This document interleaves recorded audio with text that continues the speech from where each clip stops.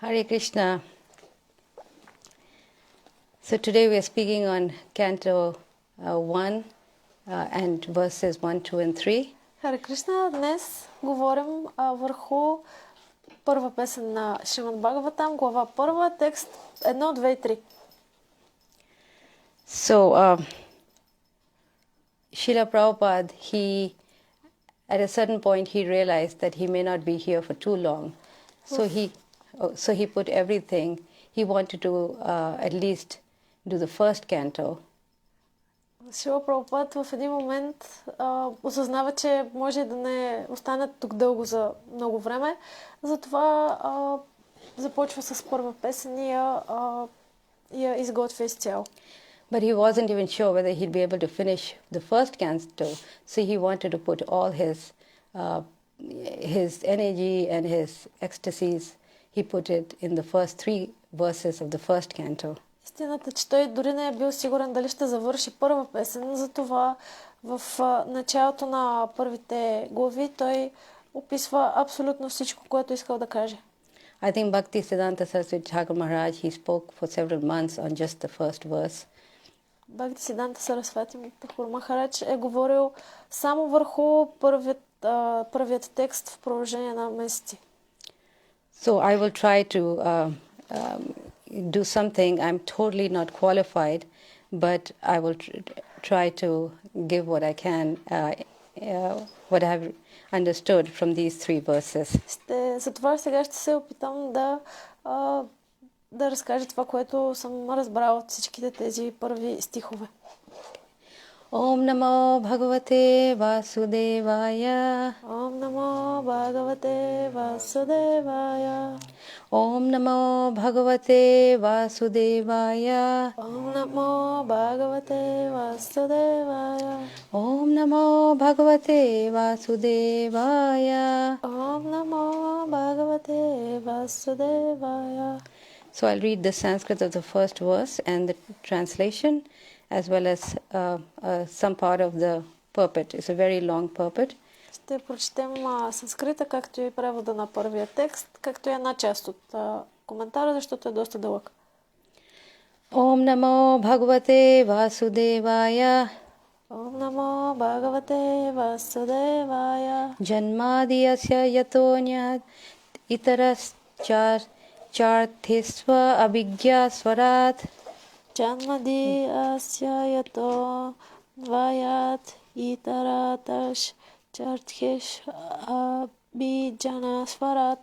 Tene brahma hidaya adi kavaye mohayanti yat suraya.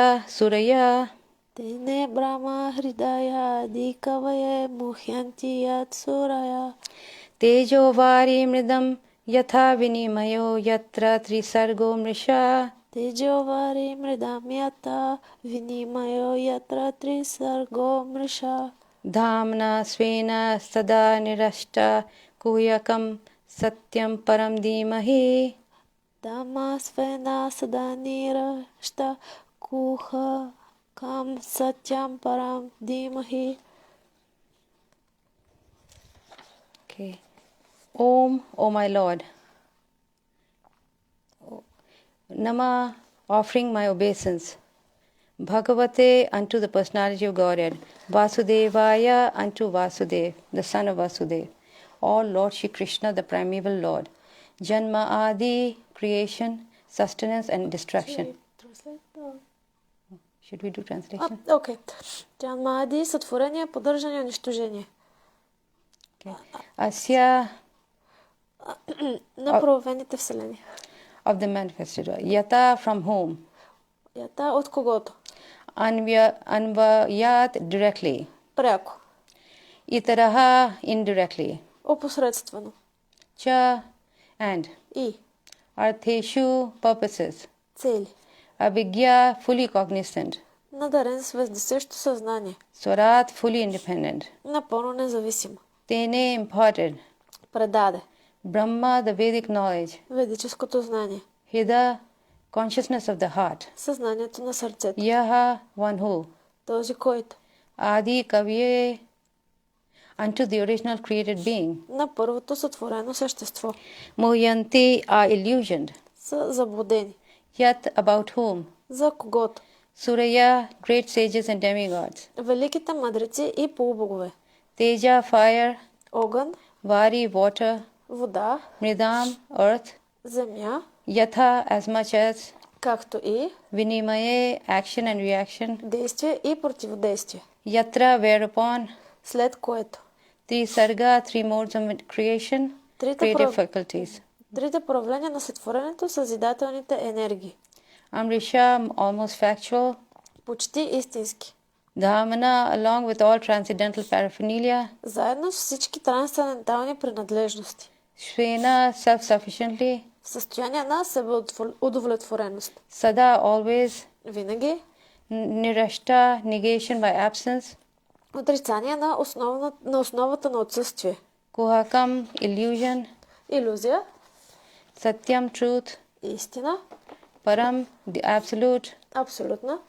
Dhimahi, I do meditate upon. Медитирам върху нея. So should I read this in English? Okay. О, Господи Шри Кришна, сина на Васудева, о, всепроникваща божествена личност, отдавам ти смирените си почитания. Аз медитирам върху Бог Шри Кришна, защото Той е абсолютната истина и изначалната причина на всички причини за създаването, поддържането и разрушението на проявените вселени. Пряко и опосредствено Той познава всички проявления и е независим, защото не съществува никаква друга причина, освен Него. Именно Той в самото начало вложи в сърцето на Брамаджи първото живо същество, ведическото знание. Той може да обърка дори велики мъдреци и полубогове, така както ние се объркваме от измамното отражение на водата в огъня или на земята във водата.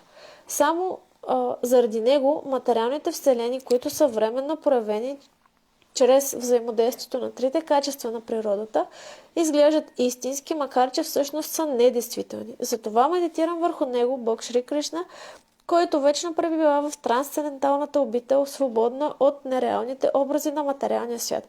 Медитирам върху него, защото той е абсолютната истина. So, Om Agyana Trimanda. Oh, can you read one paragraph to the pulpit, please? Yeah. Okay. И един параграф от коментара. The first one.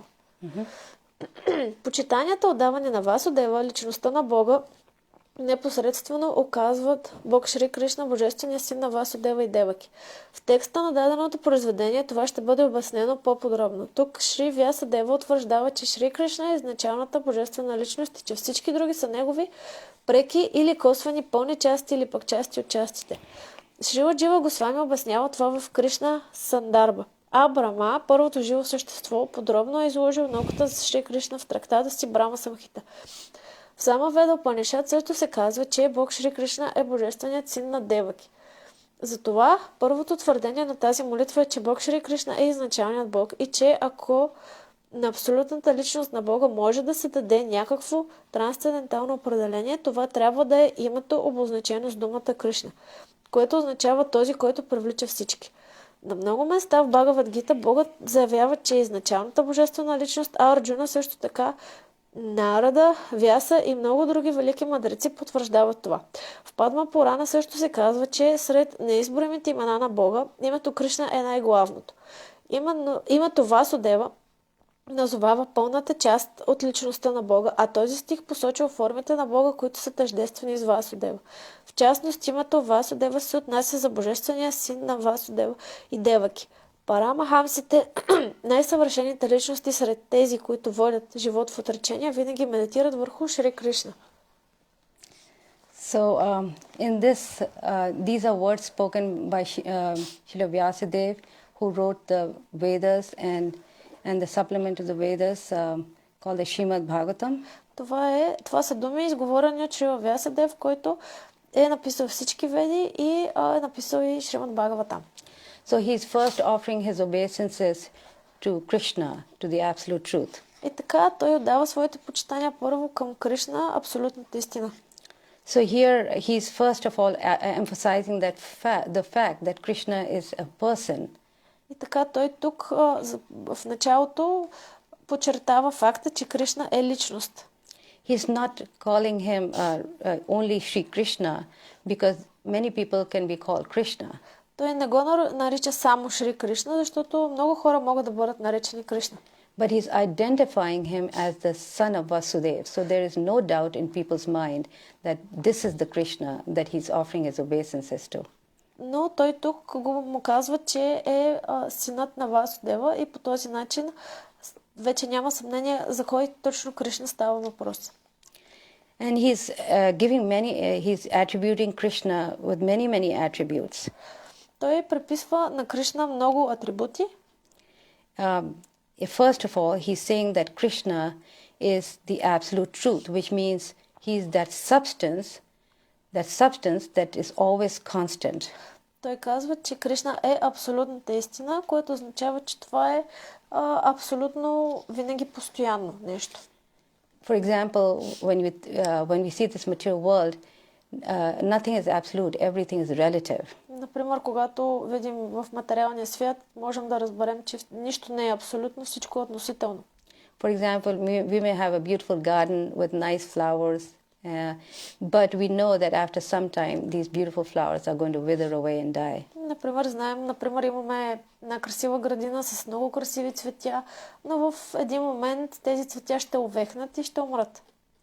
So anything in this material world is not absolute, is relative. Така че всичко в този материален свят не е абсолютно, е относително. But Krishna is that absolute truth that is always constant, never changes. Но Кришна е тази абсолютна истина, която е винаги постоянна и никога не се променя. And from whom everything emanates, the material and the spiritual. И от него именно произлиза всичко, както материално, така и духовно.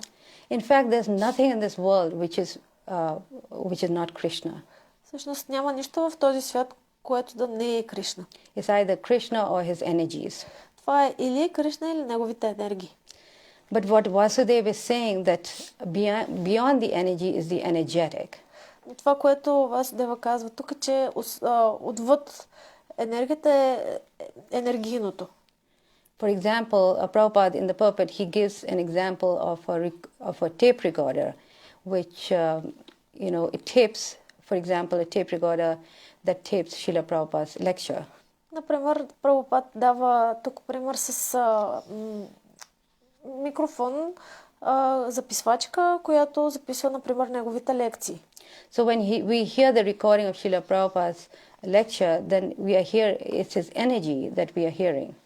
Например, когато слушаме лекциите на Шрила Прабхупад и неговите записи, това, което чуваме, са неговите енергии. But beyond that energy is Srila Prabhupada, who's the energetic in this case. Отвъд тези енергии е Шрила Прабхупад, който е източникът на енергиите. And naturally that's superior to the energy. И той е по-висше стоящ от самите енергии. For example, we can manipulate the energy. We can manipulate the recording and change it. Можем да манипулираме енергиите, да манипулираме самия запис, да го променим. So in the same way, living entities in this material world, they're manipulating the energy in order to lord over it. По този същия начин, живите същества в материалния свят манипулират енергиите, за да ги променят. But Krishna is that person whom no one can be his cause. Но Кришна е именно тази личност, която няма никакъв друг източник. In other words, Krishna is the cause of all causes. С други думи, Кришна е причината на всички причини. He's the origin. He's the one who there's no one before him. He's the beginning.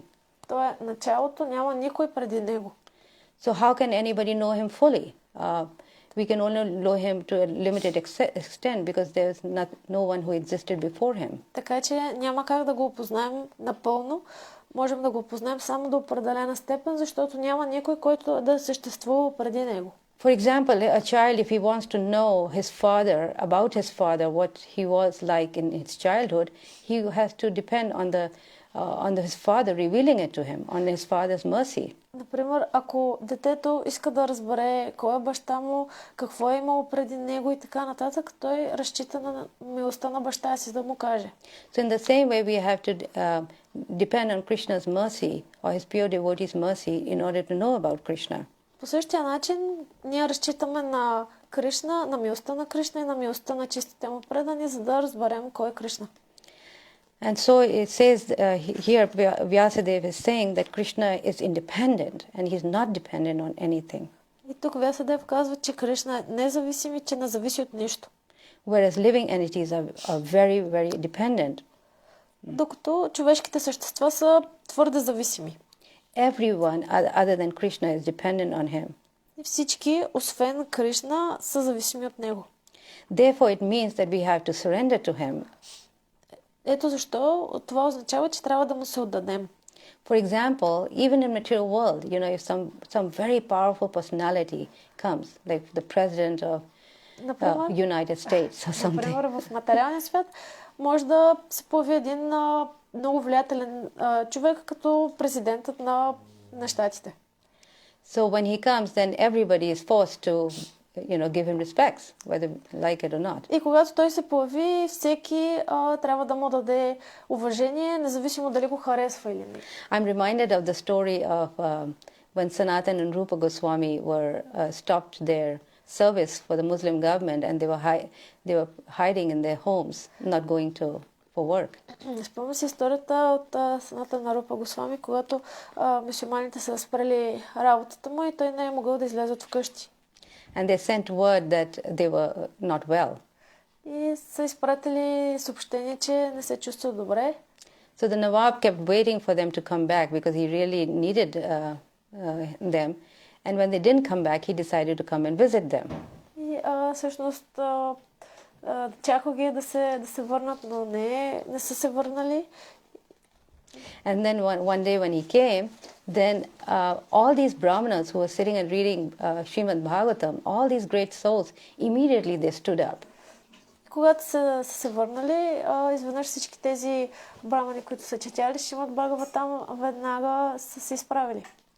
So Prabhupada said that the reason, even though these great souls were so much higher and advanced than this person who was, quite, meat eater and everything, but yet the reason why they got up is because they recognized that his power is something that's coming from Krishna. И независимо, че този човек, който е дошъл пред тях, той е ядел месо и не е изпазвал никакви принципи, те веднага са му дали почитание, защото са знаели, че всичката му тази сила идва от Кришна. They respected his power and opulence as the energy of the Lord, and therefore they paid respects to that. Са уважавали неговата енергия като енергия на Бога и затова са му давали уважение. So now what to speak about Krishna, there's no one higher than him. Така че какво да говорим пък за Кришна, при който няма някой, който да стои над него. So therefore we have to surrender to him. Ето защо трябва да му се отдадем. Now we can surrender willingly or unwillingly. Сега можем да се отдадем с желание или без желание. We can surrender to him in devotional service or we can surrender to his energy Maya. Можем да му се отдадем чрез предано служене или да се отдадем на енергията му Мая. But when we surrender to his illusory energy, then we know that it brings birth and death and a lot of suffering. Когато се отдадем на илюзорната енергия, знаем, че това носи много раждане и смърт и много страдания. So the next point that he's showing his Krishna's glory is that he's above illusion, but he can put everyone else in illusion. Следващата част, която показва величието на Кришна, е, че той може да постави всички в илюзия, но той е отвъд тази илюзия. Even great personalities like Brahma and Shiva, he puts under illusion. Дори велики личности като Брама и Шива, той ги поставя под илюзия. Now, why is Krishna never under illusion? Защо Кришна никога не е в илюзия? Because he created that illusion, just like a spider. He creates a web, but he never gets entangled in that web. Защото той създава тази илюзия. Той е като паяк, който създава паяжина, но никога не се оплита в нея. All the little insects are entangled in the web, but he's aloof from that. Всички малки насекоми се оплитат в паяжината, но той е отвъд нея. над нея. He creates that web effortlessly and very without effort he swallows it up. Без усилия той създава тази пажина и после я поглъща. Now this illusory energy that he creates is very, very difficult to overcome. Тази илюзорна енергия, която той създава, е много трудна да се преодолее. And so many stories in Shrimad Bhagavatam displays this fact about the nature of this illusory representation of Има Krishna. толкова много истории в Шримад Бхагаватам, които представят тази илюзорна енергия и доказателства за нея. There's a story in 11th canto about Markandeya Muni. He was a very, very advanced soul. В 11-та песен от Шримад Бхагаватам има една история за Маркандея Муни, който бил много напреднала личност. He was so powerful that he had, through his austerity, he had practically, become very, very powerful and conquered the Lord. Чрез сериозни отречения той е станал много, много мощен, много силен. By his love. Чрез своята любов. So one time the demigods were very jealous and they wanted to curb his power. So they sent Kamadev to him. Веднъж полубоговете му завидяли много и затова изпратили Камадев, за да се пребори с властта.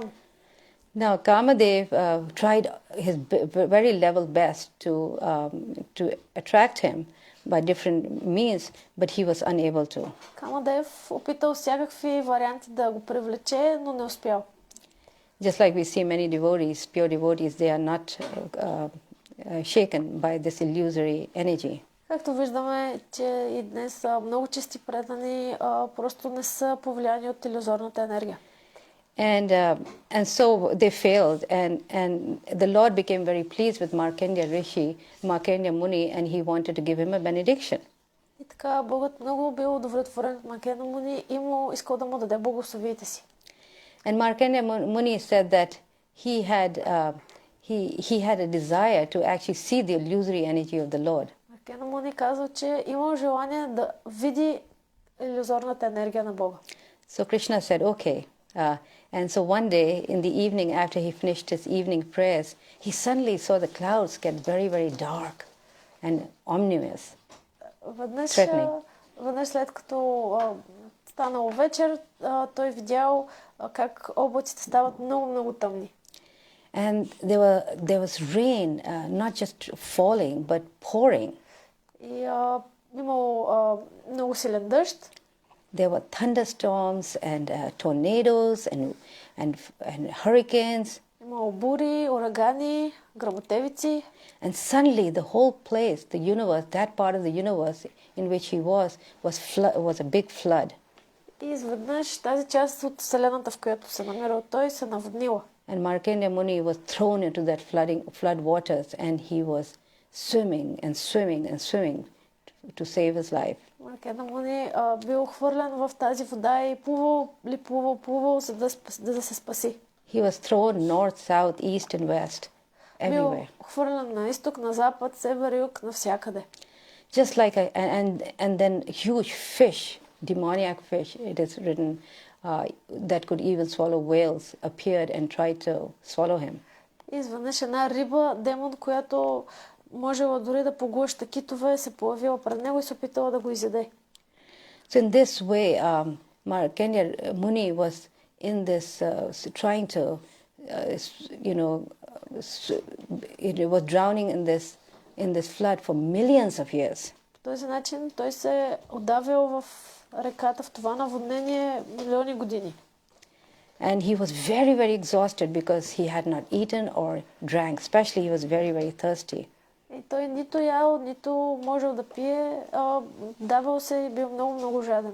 So after spending millions of years being thrown back and forth, he saw in a distance there was an island. След като прекарал милиони години по този начин, изведнъж в далечината видял един остров.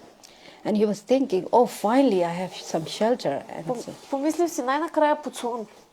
And this island was very, very green and a lot of trees and bushes. Този остров бил много, много зелен. And there was especially this big banyan tree with a lot of leaves. Имало едно баняново дърво там с много листа. And as he got closer on one of those leaves, he saw a little baby boy lying there. И докато се приближавал на едно от тези листа, видял едно малко бебе момче, което да лежи там. And as he came closer to that baby, he saw that all his senses were being very, very satisfied and pleasing by the beauty of this little child. Докато се приближавал, усещал как всичките му сетива били задоволени от красотата на това дете. His beautiful lotus eyes and his black curly hair. Красивите му лотосови очи и черната му къдрава коса. And he seemed like so satisfied that suddenly he wasn't feeling hunger or thirst anymore. И изведнъж бил толкова задоволен, че не чувствал нито глад, нито жажда. So it's a very long story, but after that, the child he disappeared suddenly. Това е много дълга история, но накрая детето изчезнал. And Markandeya Rishi realized that this is none other than the Supreme Personality of Godhead. Марканdeya Риши осъзнал, че това е всъщност върховната божествена личност. Then of course he was thrown back into these waters, and suddenly everything became very calm. Изведнъж той отново бил хвърлен в тези дълбоки води и всичко станало доста спокойно. And he found himself back in the ashram, very, very peaceful. Той се намерил обратно в ашрама и бил много, много спокоен. So this is what illusory energy is like. Това е всъщност описанието на илюзорната енергия. And we see that even in the story of Dhruva, when Dhruva went to fight with the yakshas, he was also he also saw the illusory energy coming towards him. Също и в историята за Друва Махарадж виждаме, когато той отишъл да се бие, също видял илюзорната енергия. And he was also bewildered. И също бил много объркан. So all these great devotees like Markandeya Muni and Dhruva Maharaj, they were also bewildered by this illusory potency. Всички тези велики предани, дори Друва Махарадж и Маркендея Муни били объркани от илюзорната енергия. And of course we know the story in the 10th canto of Brahma, Vimohan Leela, in which Brahma was illusioned by Krishna's feature as a little boy. И също така историята в 10-та песен от Шримад Бхагаватам, как Брахма бил объркан от илюзорната енергия на Кришна като малко момче. And he was thinking that how could this little boy be so powerful as to kill all the demons like Aghasur and Bakasur? Как е възможно това малко момче да убие такива страшни демони като Агасура и Бакасура? He's running around with looking for his friends with a little ball of yogurt rice in his left hand. Той тичал, търсейки приятелите си с топче от рис в лявата си ръка. So he is thinking, my Lord is Garbhodakshai Vishnu. How can this little boy be so powerful? Той си мислял, моят Бог е Гарбhodakshai Вишну, как е възможно това дете да е толкова силно? And so he decides to test him. И решил да му поставя едно изпитание. That day when Krishna went to the forest to, as usual, and all his friends and him were enjoying lunch. Този ден, в който Кришна отива в гората и всички негови приятели се присъединили на обяд. And when the cows were grazing in some distance, he stole all the cows first and kidnapped them and put them in the cave. Докато кравите пасяли в далечината, той откраднал всички крави и ги поставил в една клетка. And after some time, when his friends realized that the cows were gone, they were very perturbed and they wanted to go and look for them. След като приятелите му и той съзнали, че кравите ги няма, искали да тръгнат и да ги търсят. And Krishna said, no, you sit and enjoy your lunch. I will go and find them. И Кришна казал, не, вие седнете тук, се наслаждавайте на обяда си, пък аз ще отида и ще ги намеря. So Krishna goes to find the cows. In the meantime, Brahma comes and steals all his friends and puts them in that cave.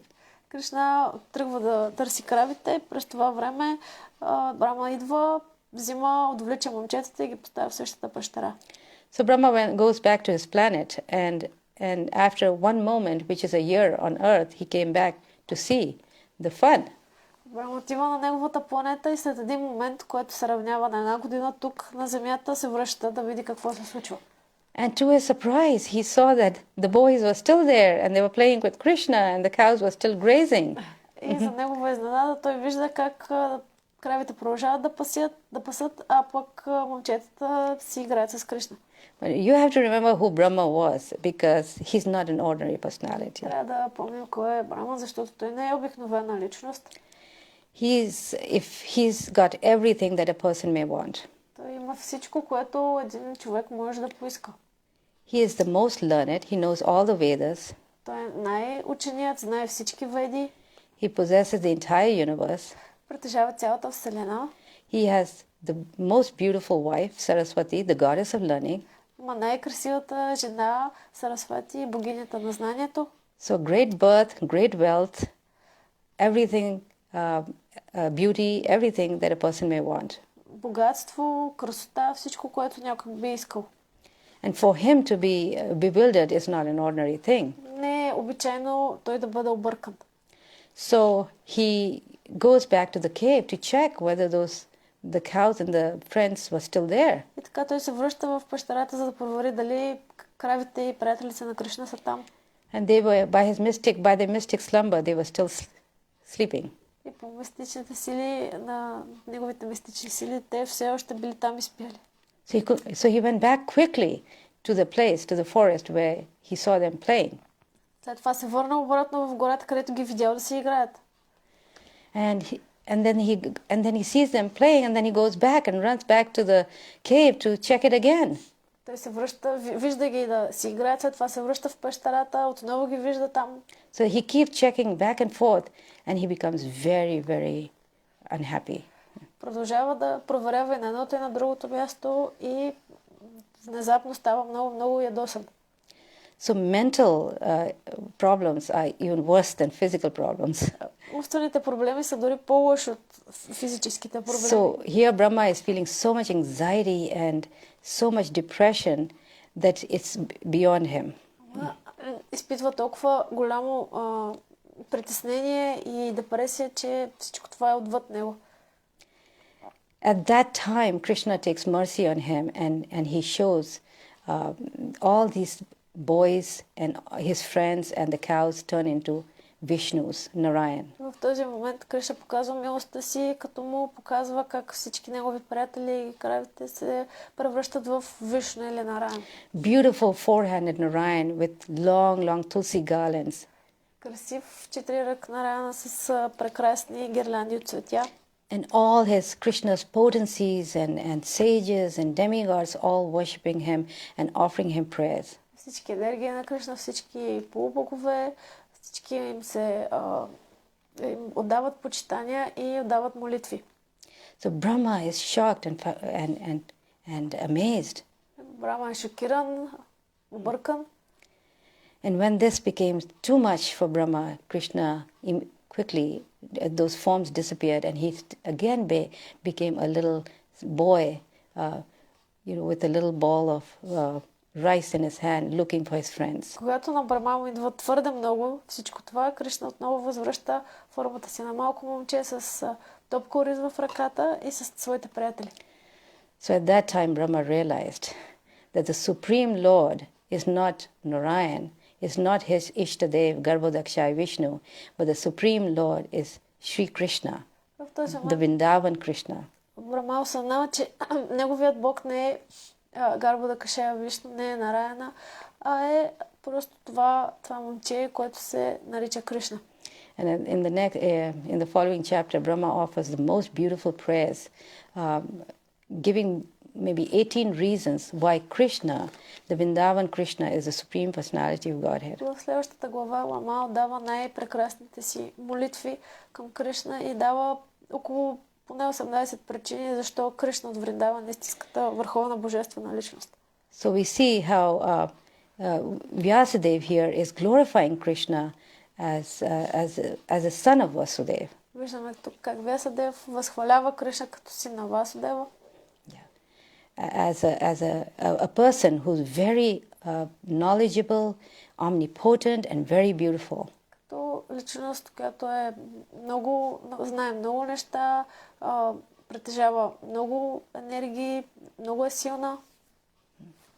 And it is this Krishna that he is meditating upon and offering his obeisances. Именно това е този Кришна, за който той медитира и отдава почитанията си. Okay.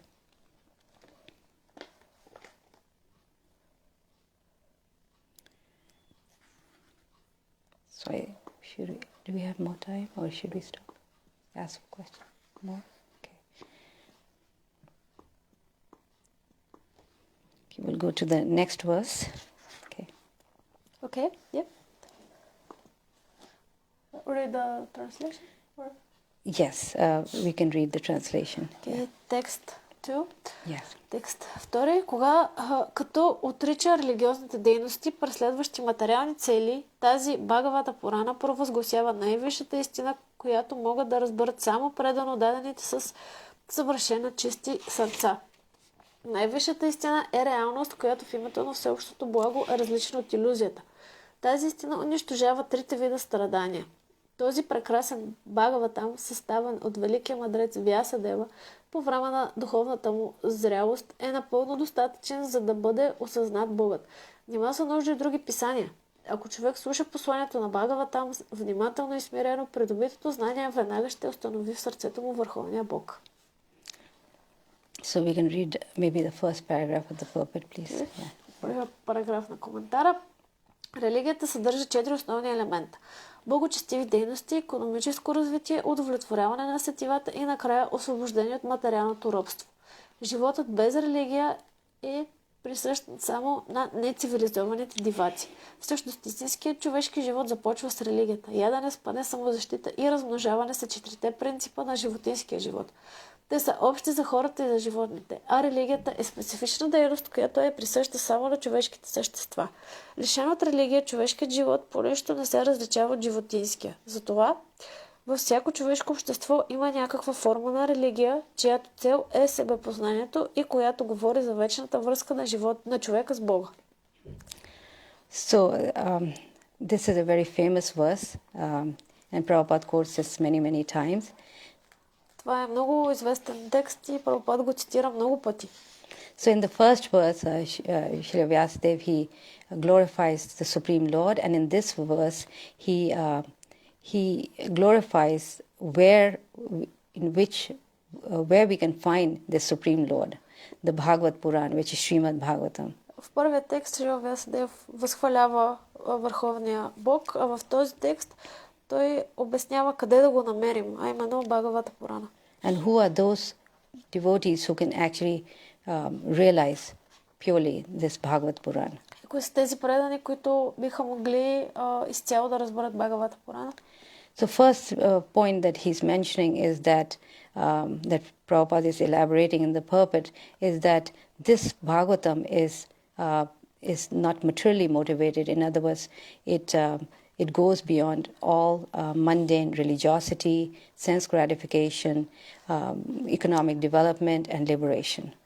В първата част на коментара Прабхупад обяснява как Бхагаватам е отвъд материалното, как съдържа благочестиви дейности, икономическо развитие, удовлетворяване на сетивата и освобождение от материалното робство. Prabhupada in this purport very elaborately goes through every word Sanskrit in the shloka and he explains it. Прабхупада в коментара пребивава през всяка една дума в стиха и обяснява. So he explains dharma as religion which is practiced by people for the purpose of enjoyment. Говори за дарма като религия, която се практикува от хората за тяхно наслаждение. And this is what most of the Vedas are talking about. И именно за това говорят повечето от ведите. But this religion, he says, is better than no religion. Is not better than no religion. Но той казва, че тази религия не е по-добра от липсата на религия. For example, in China, the way they made people atheistic is they starved the people so that they didn't have any food. Например, в Китай, за да направят хората атеисти, ги оставят без храна. And so when the people were starving, they said, now go and ask your God to give you bread. И когато хората умират от глад, им казват да отиват и да питат Бога си да им даде някаква храна. And when they had no bread, then they brought a busload of bread. И когато нямали хляб, they brought A truck full of bread. Им донесли цял автобус пълен с хляб. He says, here, we give you bread now. Им казали, да, ето тук ние ви даваме сега хляб. And in this way, they wanted to destroy their faith in God. И по този начин искали да унищожат тяхната вяра. So this dharma, the swadharma, which is without God or without Krishna consciousness, is not first-class dharma. Така че тази дарма или свадармата, която е без Бог и без Кришна съзнание, не е дарма. So our occupational duty has to be dovetailed to Krishna consciousness. Нашите предписани дейности трябва да бъдат вкарани в Кришна съзнание. But parodharma is the higher dharma, which is basically sadhana bhakti. Но парадарма е на практика истинската дарма, която е садана бхакти. By offering the results to Krishna and doing everything to please him, one can actually gradually achieve the highest stage of bhakti. Като даваме резултатите от всичките си плодоносни дейности на Кришна и го удовлетворяваме, можем да постигнем най-високото ниво бхакти. And one can go to the highest limit of bhava bhakti. И може да стигнем до най-високото ниво бхава бхакти. So this is the dharma that we need to follow. Така че това е дармата именно, която трябва да следваме. And to teach this dharma, Krishna came and incarnated so many times in this material world. И за да ни покаже тази дарма, Кришна идва на земята толкова много пъти в различните си инкарнации. That our highest duty is to love and serve God. Най-висшето ни задължение е да развием любов към Бога и да му служим. And to show this highest dharma, Krishna incarnated in the 10th canto as Krishna and associated with the Brajvasis. И в 10-та песен, за да покаже тази дарма, Кришна се появява като именно Кришна на земята и започва да общува с браджавасите. So Bhagavad Puran or Shrimad Bhagavatam has nothing to do with sub-religious principles. Така че Бхагават Пурана или Шримад Бхагаватам няма нищо общо с подрелигиозните или нерелигиозните принципи. And the second point that's being raised here that Prabhupada explains in the purport is that it can be understood only by those who are non-envious. Втората част от коментара и втората тема, която Прабхупада засяга е, че Шримад Бхагаватам може да бъде разбран само от тези, които не завиждат. So this non-envy is very, very necessary if we have to love and serve God. Липсата на завист е много важна, ако искаме да развием любов към Бога и да му служим. For example, in the Dhruva Maharaj story, we see how Suruchi was very, very envious, but Suniti was not. Например, в историята с Dhruva Maharaj виждаме как Суручи била много завистлива, но Сунити майка му не.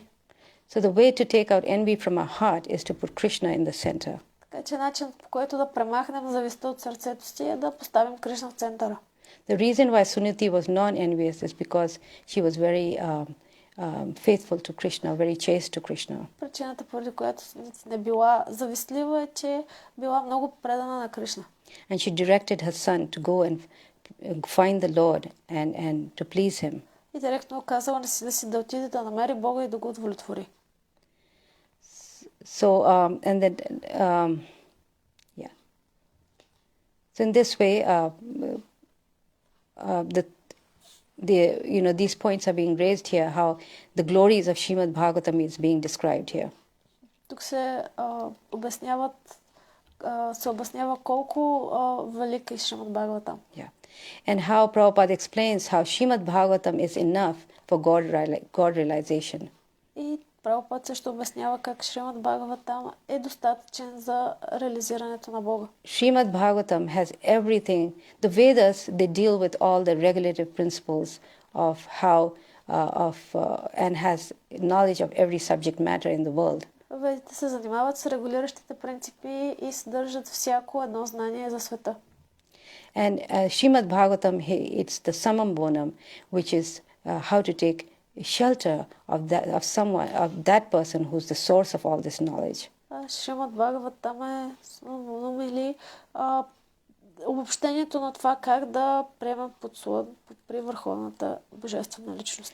Srimad Prabhupada wanted all of us to study Shrimad Bhagavatam and his books very carefully. Прабхупад искал всички ние да изучаваме книгите му и специално Шримад Бхагаватам много внимателно.